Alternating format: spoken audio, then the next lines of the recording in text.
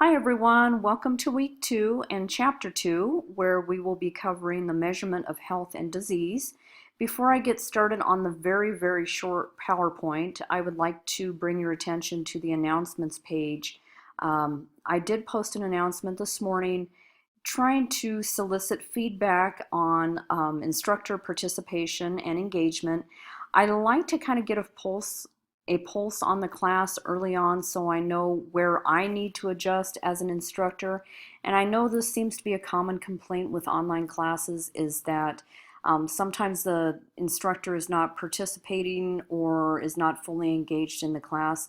I think if anything, you will find that this is the opposite in my classes. I am probably too engaged, and at times there's probably a point where you wish I would back off a little bit. So take a look at that proposed schedule. I think it worked very well last week with allowing me to comment on everyone's initial discussion board post and, of course, the blog, which 2 semesters now I've had complaints about the blog, so trust me, I will not be using that as a tool in my classes again.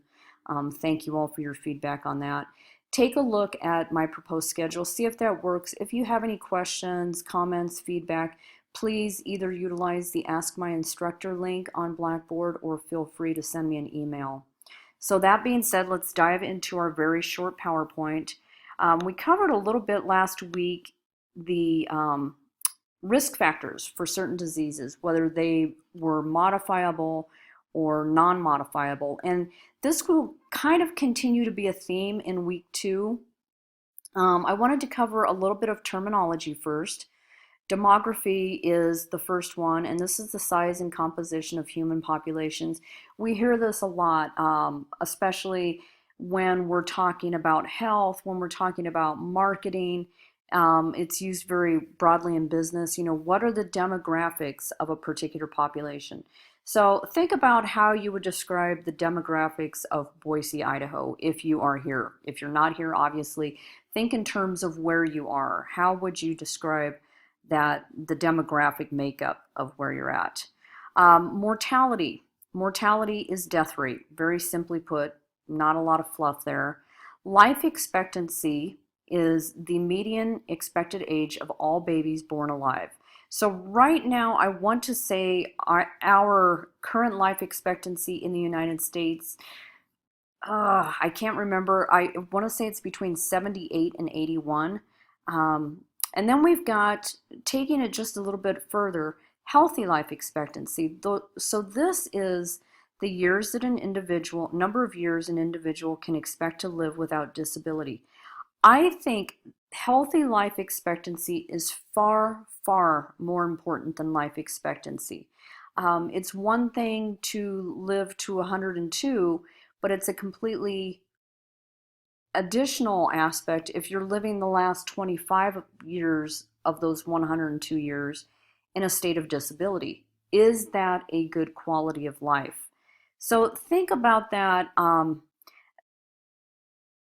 We can talk about that. That may be the basis for our discussion question this week. I'm still kind of working on that. As you see, I kind of fly by the seat of my pants as I look at these PowerPoints and decide which direction I want to take it from there. Morbidity is the presence of illness or disease. Even if this is a minor illness, such as a cold or a flu, it still is morbidity. You will hear the term comorbidity quite a bit, which just means there is more than one disease present. So risk factors, going back into what we touched on last week. So we've got modifiable health-related risk factors, nutritional exposures, environmental exposures, untreated medical conditions. So think about examples for those. Okay, modifiable health-related risk factors, pretty simple. Eating habits, exercise habits, sleep patterns, a lot of people mentioned that last week. Nutritional exposure. So I'm going to put that into the category of having adequate food supply, having access to healthy foods. Then we have environmental exposures. This could be anything from lack of access to clean water to living in a house with asbestos or working in a building with asbestos. And then we have the untreated medical conditions. So these could be untreated or undiagnosed, things like diabetes, high blood pressure, high cholesterol, heart disease. You can run the gamut on this. So I want you to take a look. I'm actually looking at our book right now, looking at table 2-3 on page 26.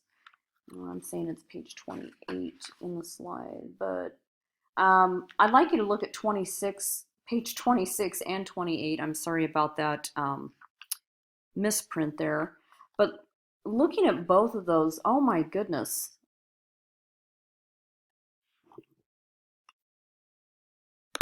Sorry, I had to pause there. When we're talking about hypertension, heart disease, high blood pressure, really the sky's the limit on to what those untreated or undiagnosed medical conditions could be. Then let's take a look at figure 2-3 on page 28 of our text. This particular figure, the pie chart, kind of blew me away when you're looking at the number of proportion of non-communicable diseases that are caused by preventable things, like tobacco use, physical inactivity.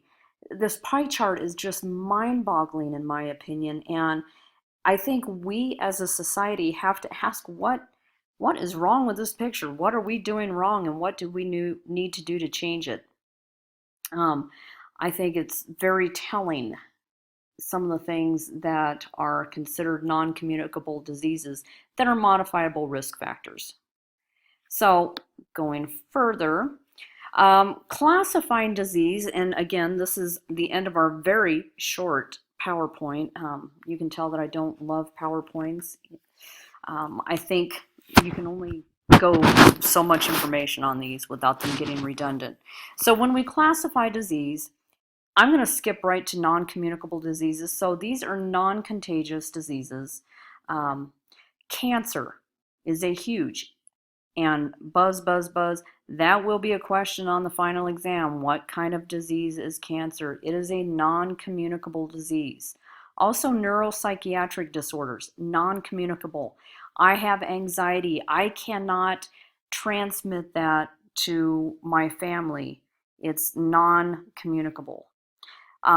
Then let's jump back up to communicable infectious diseases. So these are caused by actual infectious agents such as germs, fungi, parasites. So I hear parasites and I think of mosquitoes. So West Nile virus, malaria. Then we've got, germs. So that would be like influenza. Colds would be communicable diseases. So hopefully that kind of has it start making sense. And then of course injuries. An injury is it's non-communicable, it's not communicable, it's just something that happens. We will get into injuries a little bit further. Surprisingly, they are one of the leading causes of death for young adults, I believe aged 15 to 24. So we cover that in a future chapter, but just to kind of touch on it when we classify disease, if I have a torn retinaculum in my right ankle, so that is due to an injury. Stupid running at uphills at a certain age, not such a great idea. So anyway, that wraps up our PowerPoint for Chapter 2. And again, please check out the announcements page. As far as assignments this week, it's going to be very light. I shared in my announcements that I don't believe in adding stress. I don't think stress is a necessary component to learning. So I try to keep things short, sweet, to the point. I want you to learn from it. I want you to absorb the information, but I'm not in this to make your life difficult. I think having the least amount of stress and making the assignments worthwhile are a little more important than than asking you to memorize things. So what you have for this week is you have the PowerPoint, reading chapter 2, listening to this audio recording, and then we will have discussion board as usual. And then, of course, we have our assignment for this week, which is going to be matching questions, which in my opinion is just a very good tool for solidifying some of the definitions for the terms that we'll be using throughout this semester. So again, any questions, comments, feedback, please feel free to email me or use the My Instructor link on Blackboard. Everyone have a great week. Continue the good work. I hope to see the great levels of participation that we saw in week 1. Bye.